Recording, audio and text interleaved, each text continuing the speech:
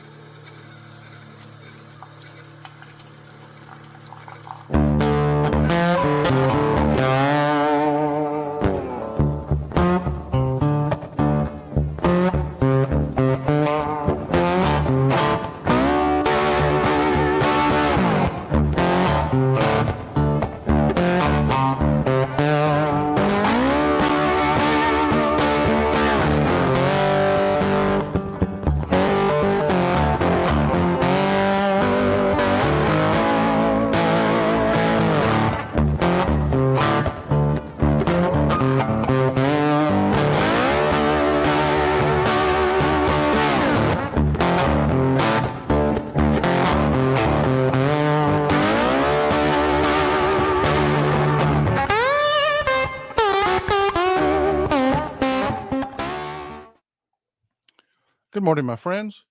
Yeah, it is huge news and blowing up all over the world today. There has been a ceasefire agreed to by both Hamas and Israel. It's real deal, folks. It's really happening. There's still fighting going on right now. It hasn't taken effect yet, but both sides have agreed to it and they're working on when to actually implement the ceasefire. It's been approved in Israel. It's going through the process right now. Um, we don't know exactly when, the exact time. We know it will likely be tomorrow. It will go into effect. We know it's right now 4 days. Israel put an offer on the table during the negotiations that you can have additional days for every additional 10 hostages you release, and Hamas didn't take that deal. They just settled for the 4 days. The nuts and bolts of it is it's a 3-to-1 prisoner swap. There's going to be 150 Palestinian prisoners released for 50 hostages. The hostages right now are looking like from Hamas are going to be women and children and people that were not Israeli citizens. Um, the hostages are there's no word on the other 190 hostages that they're holding at this point. But there is discussions about if this works out, doing another deal near the end of this month or the beginning of December, identical to this one, where there would be 50 hostages for 150 prisoners. Um, right now, the legal process in Israel is making its way through. What what that entails is the release of the names of the prisoners they intend to release. The Supreme Court publishes their names. Then the Israeli citizens have the right and ability to petition for a particular prisoner to not be released. Traditionally, that is symbolic. The Supreme Court has never not agreed to release a prisoner that the government has said, "Hey, we're going to swap this prisoner for this person for a hostage." So it's mostly symbolic, and it takes time, but it's their legal process, and they are marching their way through it.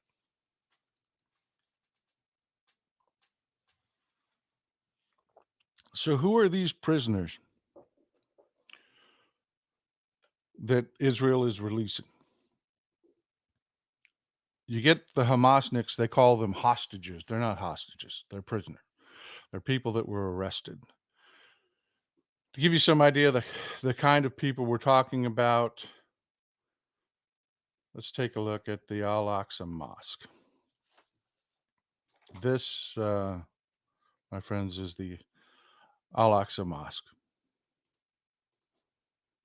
This is one of the most sacred places in all of Islam, and it's in Jerusalem.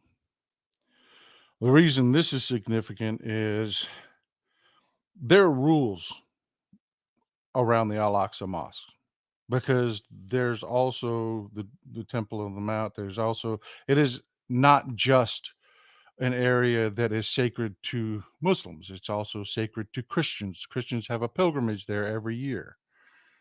And there are rules.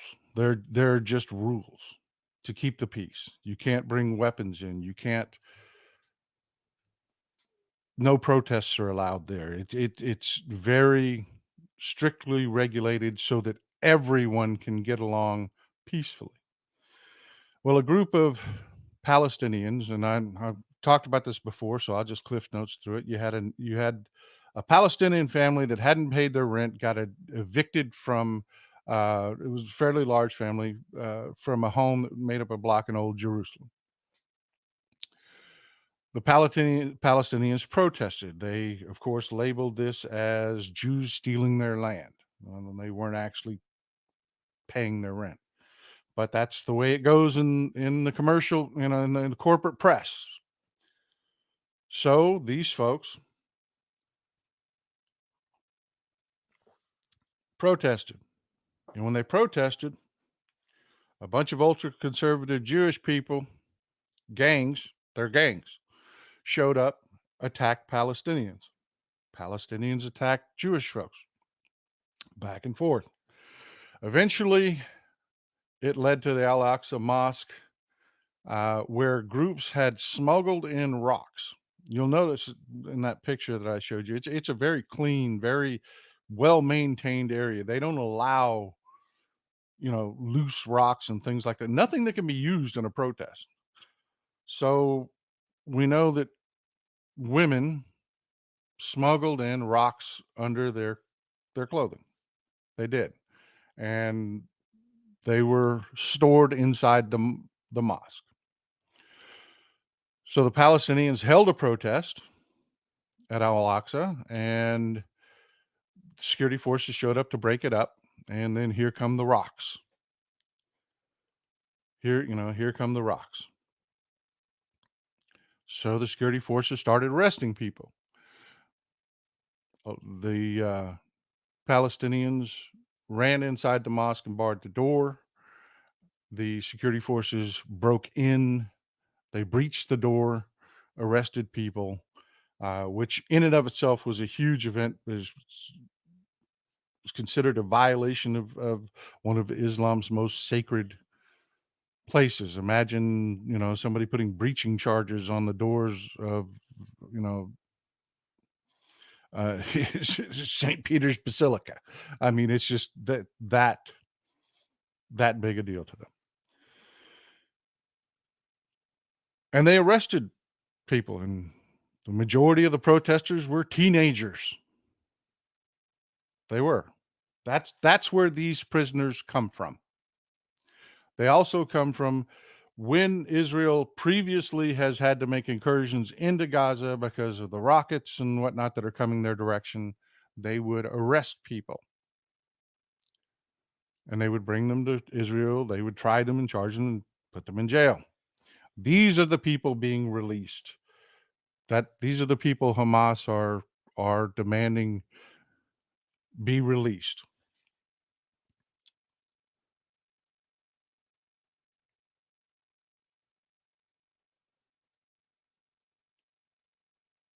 This is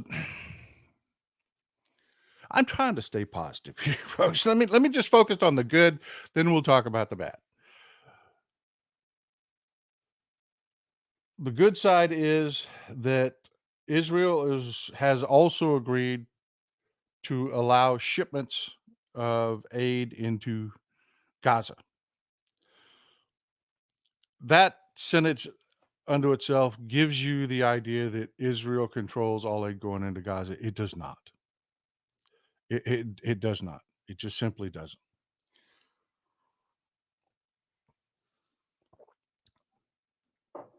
There is a gate in southern Gaza, the Rafah gate, in which aid can be shipped through. But Israel has a true commercial port in southern Israel that's at the corner where Gaza, Israel, and Egypt meet. Um, it's called the Kerem Shalom Crossing. It is a true port. It is a really well-made, functioning, well-run commercial port. Rafah is not. Rafah is very limited as to what you can do there. The Egyptian government has no desire to create a well-functioning port with Gaza. They don't want the Palestinians there. They don't want anything to do with the Palestinians due to history with the Palestinians. But Israel does maintain a well-functioning port in Israel.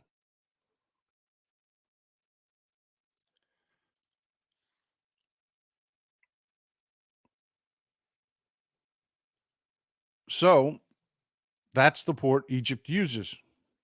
Egypt recognizes that Gaza is technically the territory of Israel, but Israel wants nothing to do with Gaza. They've turned over the administration to Gaza to the Palestinian Authority, who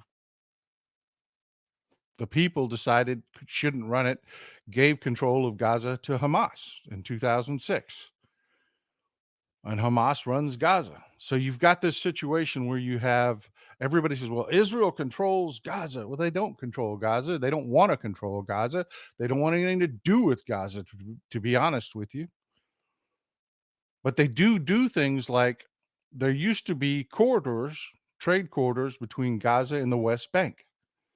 Israel shut those down because they inspect the vehicles that pass back and forth. And they kept finding explosives on those vehicles, bomb making material on those vehicles, weapons, ammunition on those vehicles. So they shut that down. They said, look, you can't go through Israel anymore. You've got to do your thing, make deals with Egypt, whoever.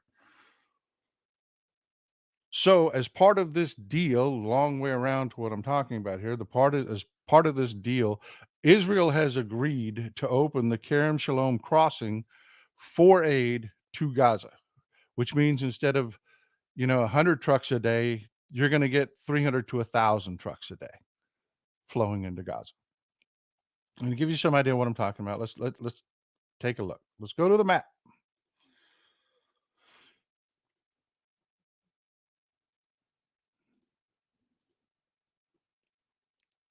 This is Gaza. This is Gaza. Gaza is made up primarily of three cities. There's Gaza City in the north, Gaza City in the north. Then we get south, you get to Khan Yunis, which is another city, and then Rafah. Rafah kind of straddles the border between, it's primarily in Egypt. You see, there's quite a bit to Rafah in Egypt, and then some in Gaza in the south. Those are the three communities in Gaza. Down here, you see the line here that makes up the corner, the southernmost point in Gaza. If you focus in on that, you see the the Kerem Shalom checkpoint, which is by Kerem Shalom, the town. That's where it gets its name. This is a proper commercial port. They can process there, and on the other side of it in Egypt, there are real warehousing facilities. There are real. This is not like Rafah, which is a few miles away. If you go this way, you see Rafah. There really is not the ability to ship commercially through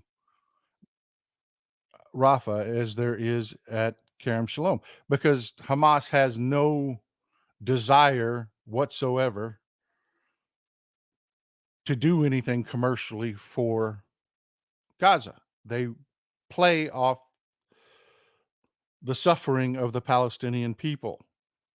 They just do. They don't want to fix this situation. They've had 2 decades to smooth over relations with Egypt. They could have built their own commercial port in Rafah, but they didn't.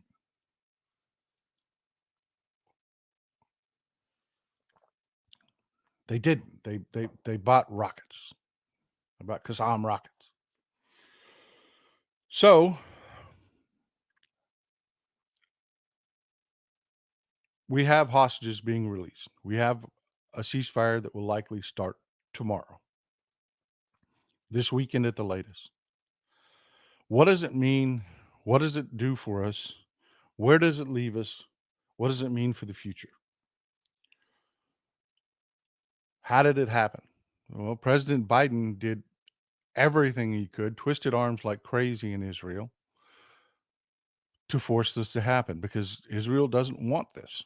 They don't. There are some factions in Israel that do. The hostages' families do. They want to appease. They want to make deals. And I don't blame them. Wouldn't you? I mean, if your child, your infant child, had been kidnapped, your grandchild, because his parents are dead. I mean, on October 6th, there was a ceasefire in place. October 7th, Hamas injured 3,400 people, killed 1,400 others, and kidnapped 250 people. Now, I understand if you were the grandparents of one of those children that were kidnapped, your children had been killed, you would want to make a deal. You would. I would. But the majority of Israel doesn't want this deal. They're tired of Hamas. The world is tired of Hamas. That's why none of the Arab nations actually did anything when this broke out. None of them. Not a one. Egypt did nothing. I mean, there was some saber rattling and talking, but everybody was like, "Yeah, Israel, take care of Hamas, please. We're tired of this." The one country that well, the two countries that weren't are Iran and Russia. And hilariously, y'all have heard of BRICS. It's a trade group that's founded. It stands for Brazil, Russia, India, China, and South Africa.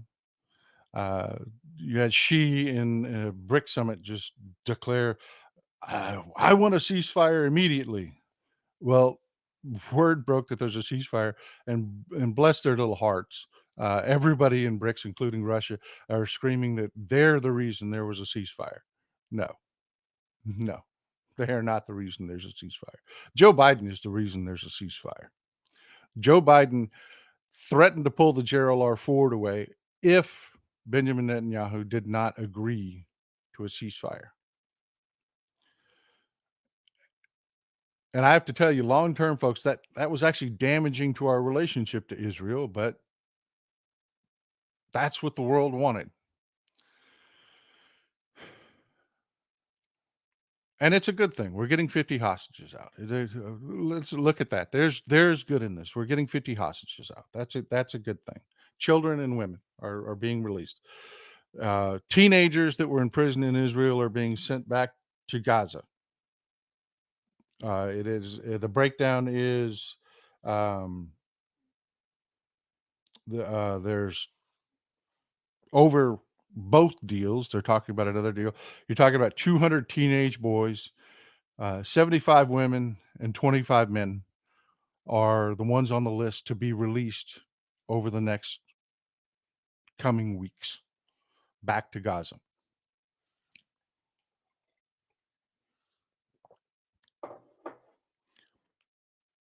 And this is the only part. Courtney here says it's a de-escalation. Yeah, that's the only part in this that I'll be honest with you, I am pleased about. Yeah, it's a potential. It's like me. I like the United Nations. I hate the UNWR or UNRWA. Everything the United Nations does is garbage. But I believe in diplomacy. I like diplomacy. I like the fact that people would be talking. The United Nations as a whole and every institution, everything, it's peacekeepers. They're all garbage. They're trash. They don't do anything. A lot of these NGOs, they live off of suffering. If there's no suffering, they get no funding. They just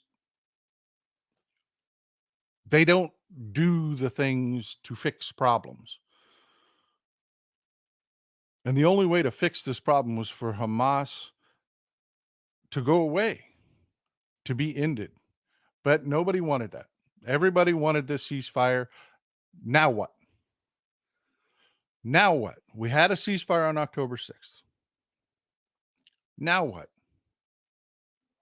Hamas is still sitting on 190 hostages after this release.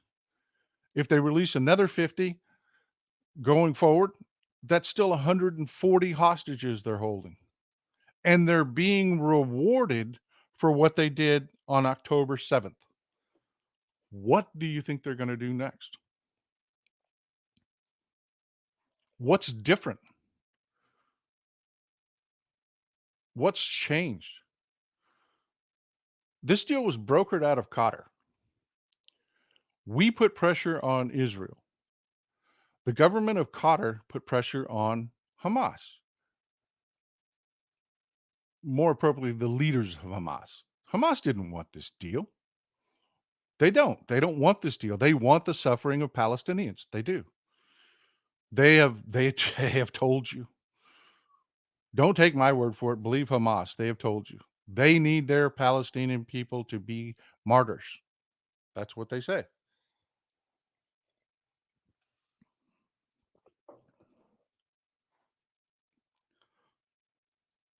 So the government of Qatar told the leaders of Hamas, we will withdraw our protection of you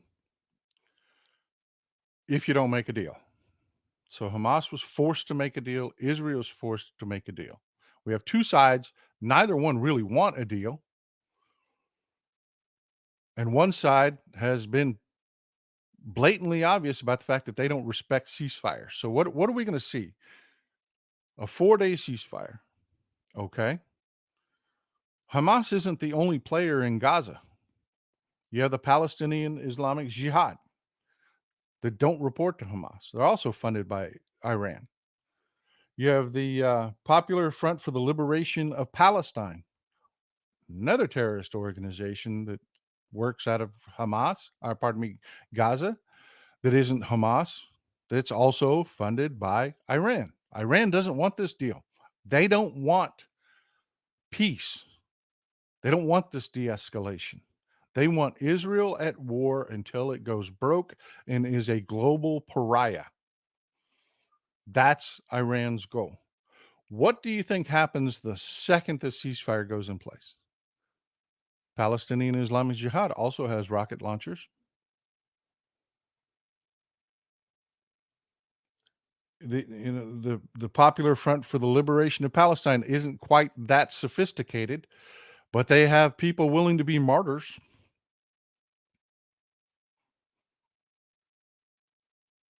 I mean, folks, I am not a warmonger. I don't want people hurt. I just am a realist to the extreme.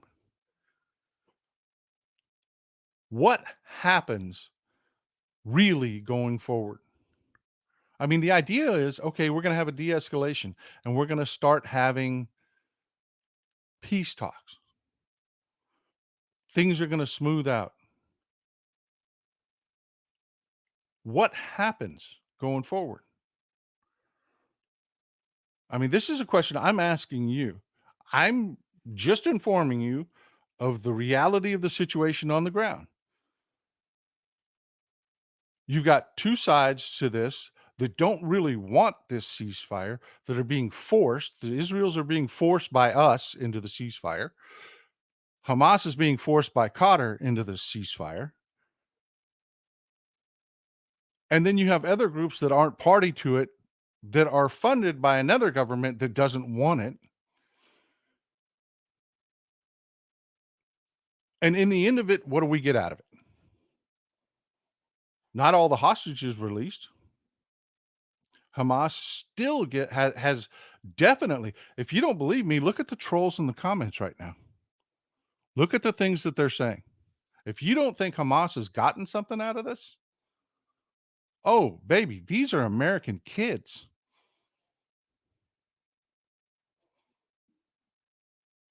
You have American kids in there saying they like, Osama bin Laden now. Osama bin Laden had a point.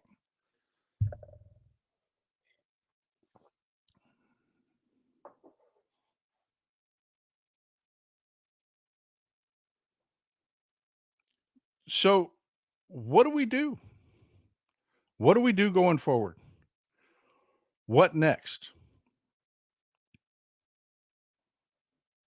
You know, I would love for the trolls to stop being idiots and let's hear your plan. Let's hear your plan. Going forward, what is your plan for Hamas? What is your plan for the remaining hostages? What do you want to give Hamas for those hostages? And when you do give them what they want for the hostages, what encourages Hamas not to do this all over again?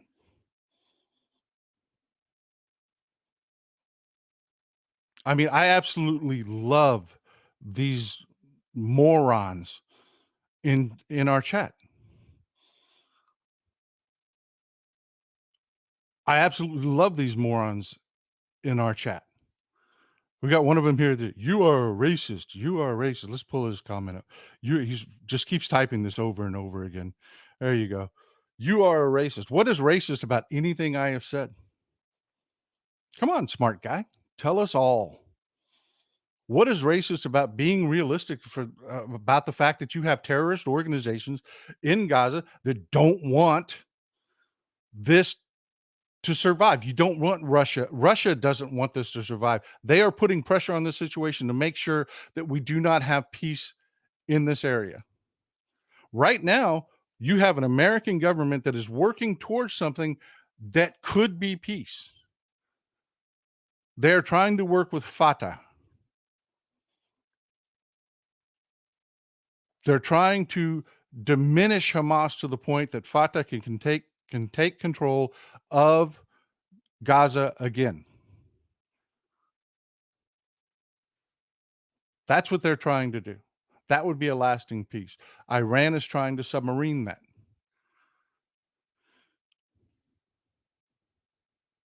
So yeah, you have to forgive me. I mean, I am excited. I am happy that the Palestinian people are going to get relief aid, and it's going to go through Israel, folks. Israel is saying, yes, we're going to do this. We're we're going to open up our commercial ports. We're going to move more trucks in the next 4 days than you've seen moved in this entire conflict.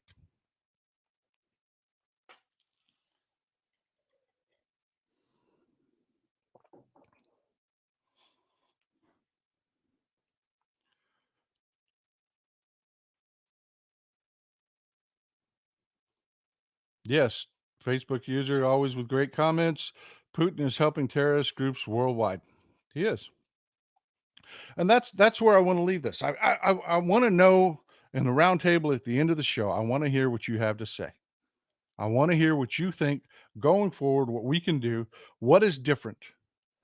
What is different between today and October 6th, other than Hamas has gotten exactly what they've wanted out of this?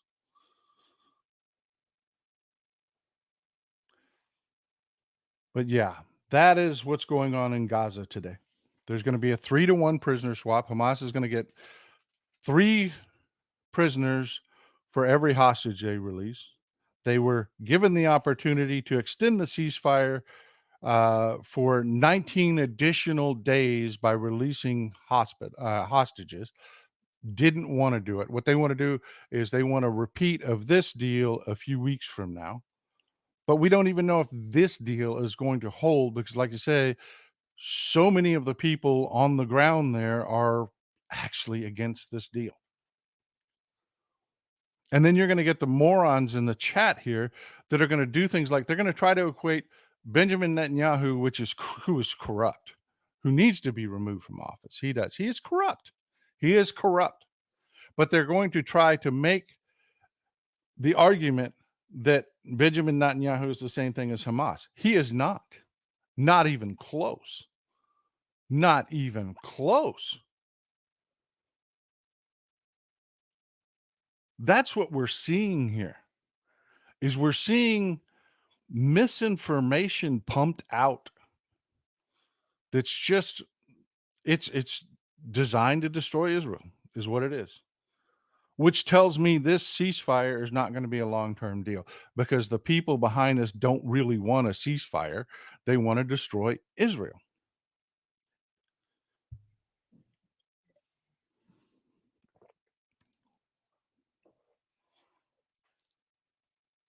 I mean, if you really wanted to help the Palestinian people, wouldn't you want Hamas gone? What's your plan for doing that? Asking them to leave? Their leaders are sucking billions of dollars. Their net worth, the top 3 leaders of Hamas, their combined net worth is $10 billion. They're sucking out of Gaza and the people, the Palestinian people in Gaza. But yeah, they're gonna quit doing this. Sherry Foster says, "Happy Thanksgiving, Texas Paul. Sorry I can't afford much. No, hey man, I appreciate any support whatsoever. I am extremely grateful for. Why are these people knocking down a good thing? I don't get it. It is a good thing. It is. It is a good thing, Sherry. It is. I mean, anytime you get hostages released, that's a good thing. Anytime you get more aid to the Palestinian people, that's a good thing. That's a good thing. And I'm glad that Israel is participating in it. They're not just saying, "Hey, do what you can. You run the place. You do what you can." No, they're opening up an actual port where they can actually move large quantities of aid to the Palestinian people, which is a good thing. It's just a good thing. Courtney, he's just too corrupt. He is. Benjamin Netanyahu is corrupt. He is. He is insanely corrupt. He's done in Israel in many ways, not to the degree what Trump wants to do here. Just change the rules to stay in power. Netanyahu has to go. He has to go. He does. Nobody argues that. But is he Hamas? No. No. Benjamin Netanyahu does not say the people of Israel need to die so that we can destroy the Palestinian people. No. No, that is not Benjamin Netanyahu. Peter Campbell, as is true with many things, peace, democracy require thought, persistence, and hard work. Push, pull. Thank you. Thank you, Peter Campbell. Thank you. That's exactly where I'm going to this. And I'm going to try to leave it on a positive note. I am. I'm going to try to leave it on a positive note. Right now, there's one effing guy that is busting his ass to build something long term to try to change this. And that's Joe Biden. That is President Joe Biden. He knows long term, you need a Palestinian government in Gaza, and Hamas ain't it. So they're turning to the only other group that has put any kind of effort forward. You know, Fatah used to be the PLO. They changed their name because there are a lot of parallels between Fatah and Sinn Féin in Ireland. Sinn Féin was a terrorist organization. They were just terrorists. They were. I'm telling you, they were terrorists. But they evolved into a political party. That's what Fatah is. Fatah is the PLO saying, we're going to shed our terrorist past. What we did in Jordan was wrong. What we did in Egypt was wrong. What we're doing with Israel, we did in the past with Israel is wrong. We're going to be a government for the Palestinian people. That's what they are trying to do. That is Mahmoud Abbas. That's what he's trying to get done. And Joe Biden is trying to work with them to take control of Gaza again. And that's what you're trying to see happen. On the other side, you have Iran. On the other side, you have Russia. Russia needs the chaos. That's their win out of this. They need the chaos. Peace in the Middle East is the worst damn thing for Russia because they manipulate the hell out of the governments. The Syrian government the Syrian people will never prosper because they are tied to Russia. Russia always keeps their vassal states in a state of chaos. They do everywhere. That's why everybody threw off the Soviet Union. It's just the way they operate. Peace in the Middle East, one, does not serve Iran. Iran is not Arab. Iran is Persian. The other major states in the Middle East are Arab. They don't want, if they can keep everybody fighting, they can maintain their advantage. It's more complex than that, but that is the Cliff Notes of it.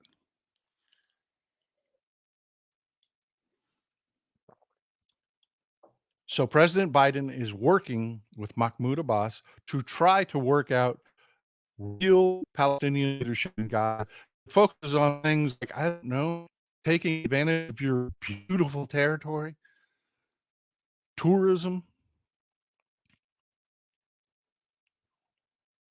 But there's a problem, folks. It's like the trolls we had in here that were idiots that didn't have information. They get information from guys like Omar Shakir. Omar Shakir is the guy that coined the phrase Gaza's an open air prison.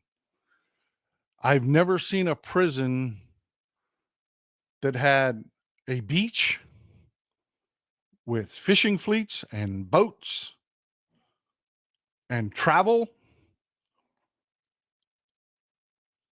There were Americans in Gaza when Hamas started this war that we had to negotiate to get out because Hamas wouldn't let them leave. How do you think they got there in the first place?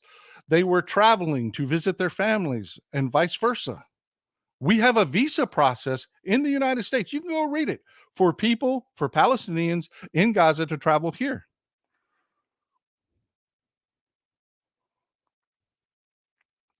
But Hamas is focused on war. That's what they do because their leaders have made billions doing it.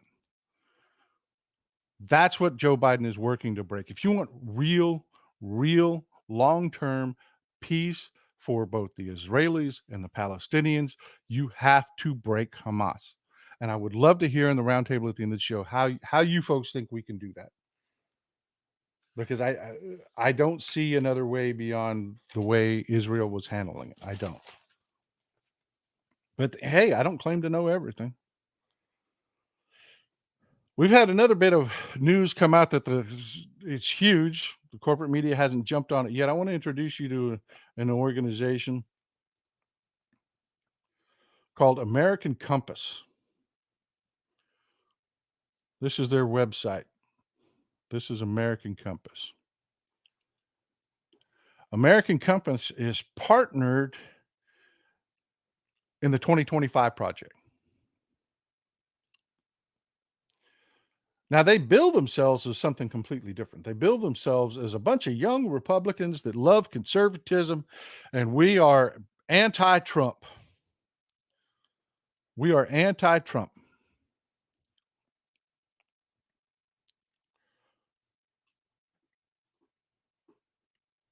They'd say Trump just didn't believe in conservatism. He spent like crazy. Basically, they're trying to go back to that old deal that the Republicans used to sell you about when they weren't in power, they were extremely conservative, but every time they took power, they spent like drunken sailors. Yeah, they're trying to get back to that grift. That's what this group does. And they're partnering in the 2025 fund. So, yeah, one minute they're telling you they're anti-Trump, and the next minute they're trying to plan a complete takeover of the government by Trump.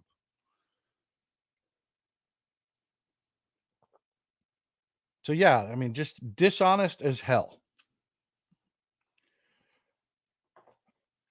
The big news that's breaking is, you see, you have groups that have been funded for years that have been able to maintain the anonymity of their donors. Groups that just are not good groups, not good folks. I mean, you've got like the Heritage Foundation. The Heritage Foundation is run by a guy by the name of Kevin Roberts. This is Kevin Roberts. He took over a few years back. This is Kevin Roberts. I want to put faces to these names for you. Little backstory on Kevin Roberts. Kevin Roberts is one of those nutters, one of those religious nutters. He believes that in injecting religion into government, he runs the Heritage Foundation. What's weird is, though, he professes to believe in the destruction of government. The government is bad, but yet he wants his religion in government to run it, I guess, with what's left standing after they destroy our government. This is a super religious guy. Used to run the Wyoming Catholic College. Don't get me wrong, smart guy. He's Dr. Kevin Roberts, and I don't mean like went to some religious Yahoo school where they hand out doctorates for people that just say the right lines. I mean, he got his doctorate from his PhD from the University of Texas. Got his master's in University of Virginia, I believe it was, and then got his bachelor's in Louisiana. I can't remember if it was LSU or where it was, but this guy he's educated. I mean, mainstream educated. There, he's one of the people in this 2025 initiative. Brian Pitch, peace is the plan for most of the Middle East. Have a great Turkey Day. Happy Thanksgiving to you too, sir. So we got Kevin Roberts and the Heritage Foundation, part of the 2025 initiative. And I've talked to you about that before. You've got these yahoos that are a huge part of the 2025 initiative. You'll recognize these guys. These are the people that they're out recruiting Stephen Miller and the human scab Steve Bannon. These guys are a huge part of the 2025 initiative. Steve Bannon has made a lot of money, folks. He is working internationally. A lot of what went on in Brazil when Bolsonaro tried his coup, that was all part of Steve Bannon's crew down there. I mean, that the human scab has not gone quietly into that night, that good night. No, he is working constantly to disrupt our government. He is a big part of the 2025 project. An American Compass screwed up. So you get groups like Heritage Foundation that and the Federalist Society. They tend to keep their donors private. You can donate anonymously, and there are tactics you can use.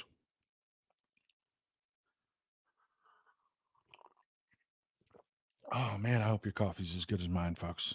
Oh, there are tactics that you can use to keep your donors anonymous on your taxes. Well, American Compass screwed up. They filed the wrong paperwork. The paperwork said do not disclose. It was not for their filings, and their accountants screwed up and filed the wrong documents. So now we know who's donating to this through American Compass. But before we get to American Compass, I want to put a face to Leonard Leo. Leonard Leo is from the Federalist Society.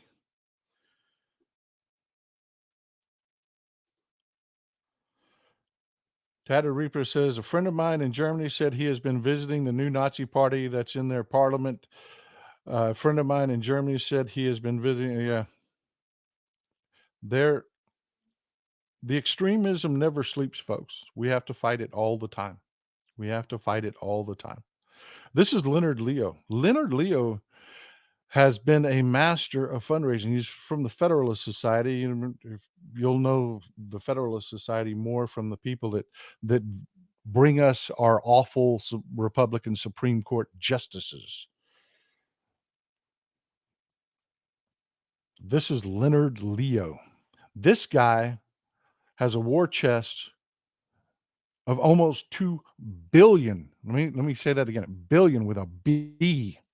$2 billion that comes from mostly anonymous donors.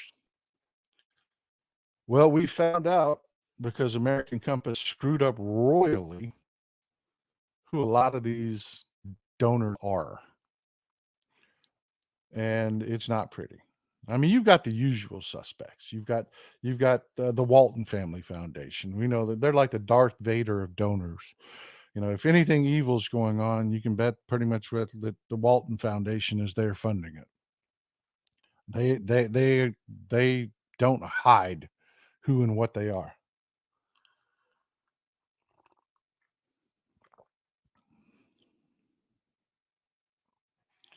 Sean Alexander, good comment here. Federalist Society is more wackadoodle than the Heritage Foundation. They are. The Heritage Foundation, they're a bunch of fundamentalists, but the Federalist Society, they are the dark money, man. Leonard Leo is the awful sugar daddy. That's what he does. This is not a good man. But we found out American Compass is being funded by the Walton family and another dark money group that hides its donors really well, the American Fund LLC. Uh, um, they donated 100K. The Walton Foundation donated, uh, I believe it was 250K to American Compass, who is funding the 2025 project.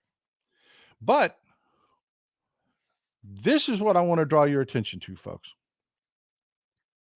There have been a lot of people out there that have pushed the conspiracy theory that rich people don't really have an ideology, that they just want to keep us divided and fighting. If they can keep us divided and fighting, we don't focus on them. We don't eat the rich. And boy, howdy, this screw up by American Compass really pours gasoline on that fire. It really does. This is Larry Kramer.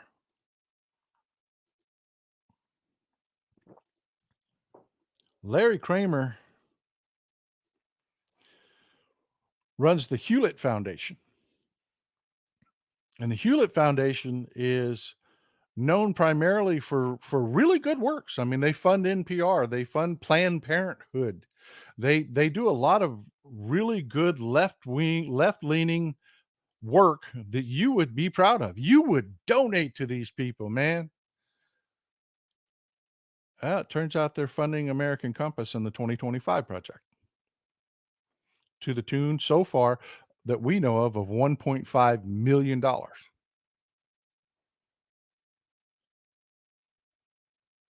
Yeah. The same people donating to Planned Parenthood and NPR are donating to American Compass, which is part of the 2025 partnership. We know at least $1.5 million because these are tax returns from a couple of years ago. These aren't last year's tax return. We haven't gotten those yet. And those, they will maintain the anonymity of their donors. So, yeah, it's probably more than $1.5 million they've donated to the 2025 project, to American Compass and the 2025 partnership. These are supposed to be our friends, man. These are the people that are supposed to be donating to Planned Parenthood, man. Those are the ones they say out loud. Those are the donations that this foundation tells everybody they're making. And they're not the only ones. It gets worse, folks. It gets worse.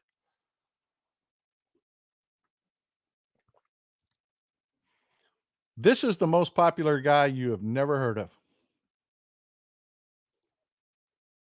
This is Pierre Omidyar.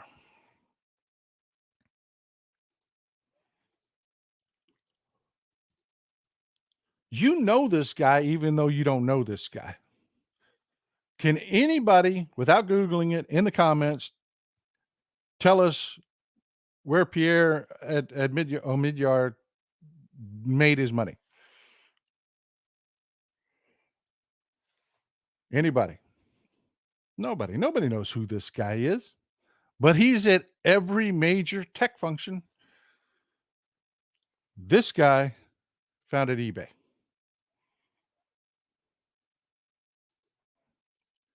Everybody's heard of eBay, right?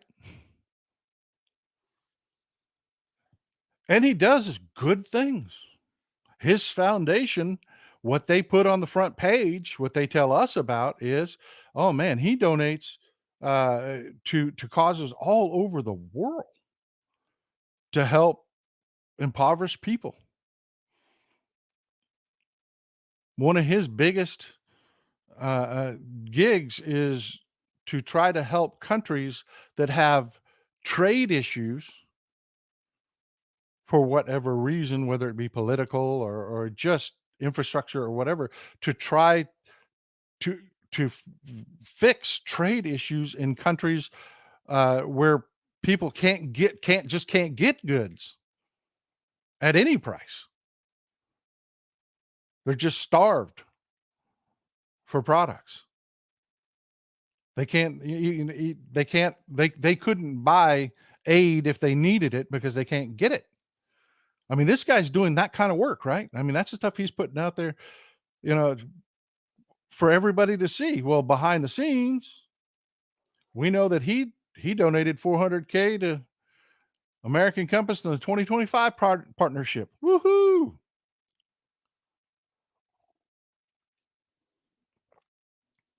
Founder of eBay, making deals to destroy your democracy because that's what the 2025 project is. They're telling you to your face. And finally, we've got Mr. John Arnold. Let me pull him up here for you. This is John Arnold. You've never heard of this guy. John Arnold made his bank from Enron. I kid you not. Made his bank from Enron. He donated $250,000 to American Compass. I guess after the whole Enron thing, he tried to buy his way into heaven because he set up a charity that, like I say on the front page, they talk about doing good work. They go after insurance companies that these Medicare uh, Advantage plans have been screwing seniors. They've been passing bills on to seniors that are way too big, that are by their own definition and their own contracts should be paying. They're just passing them on to seniors who can't fight back.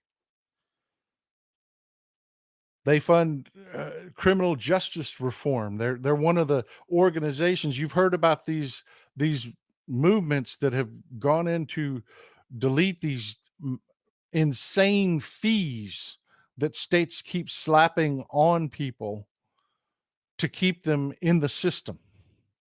You can't you can't meet all of your judicial requirements to be free and vote again because you have unpaid fees and the states keep inventing new ones over and over again. Arnold's foundation helps to fight those both on the political front and firsthand by helping people fight these. Also donating to the fascists anonymously. Well, it was supposed to be anonymously, but they screwed up. That's what we're up against, folks. I know you'd love for me to come up here and just feed you cherry pie, sunshine and cherry pie. But these same people that we're calling heroes that are doing what we want them to do are also turning around and donating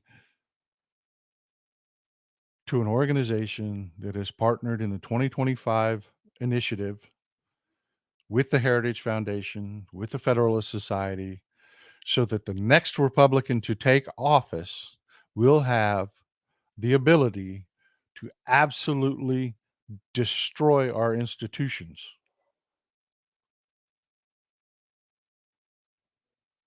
I'm telling you, folks, I am not just a rabid partisan when I tell you there is one way, one way. You must be a ride or die Democrat. You must be a ride or die Democrat. It's the only way forward. It is the only way forward. We're the only party that is not actively trying to destroy our democracy. Michael, Antonchu is what I'm gonna go with. It sounds like Antonchu to me, or Antonchu. You need to tell me how to pronounce that. I'd like to pronounce people's name correctly. We need to shut down Project 2025. Exactly, and that's what I'm saying right now. How do you shut down Project 2025? Destroy the Republican Party. Vote. Vote every election. It doesn't matter if they gerrymander. It doesn't matter if they try to make you have stand in long lines. It doesn't matter. None of it matters. Vote. Vote. Vote Democrat until the Republican Party is destroyed. That is how you do it, because right now, that's what the Republican Party is. I keep telling you about the billionaire frat boy club that is funding these people. You know, when I tell you I appreciate your support, folks, I mean, I appreciate your support. We do not have that.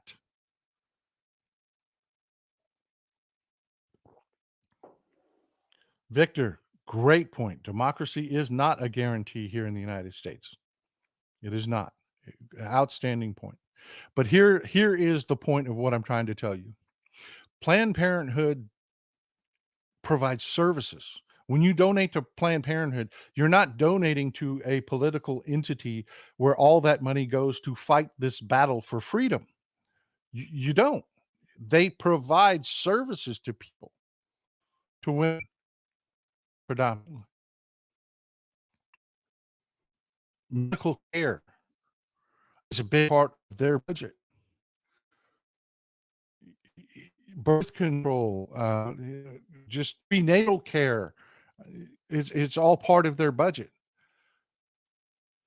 But these folks over here, that when you're donating to American Compass, they got one job, and that is to fund campaigns and push issues. And that's what we're seeing. You know, the Hewlett Foundation don't in the same time frame donated more to American Compass than they did to NPR and Planned Parenthood. And NPR and Planned Parenthood use the money to do things. NPR puts on radio broadcasts. They pay for travel. They pay to cover news. So not all that money going into those organizations is for the political fight. But all of the donation, which was more going to the Republican side, was all for politics. And you wonder why Republicans will sit there. You say, where's those conservative Republicans? Why won't they cross over? It's that money, man.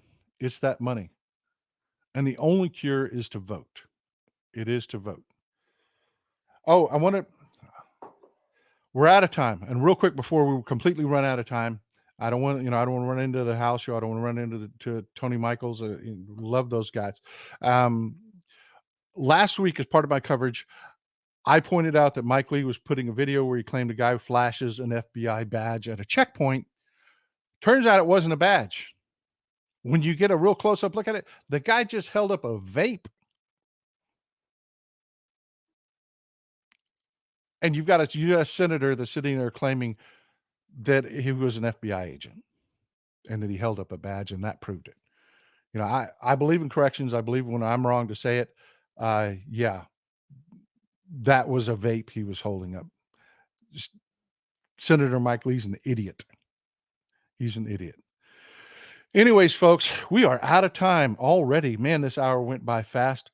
I love talking to you folks. Thanks for all the support. I really appreciate you. Most of all, have a wonderful Thanksgiving. I'll see you Friday. Old Texas Paul out.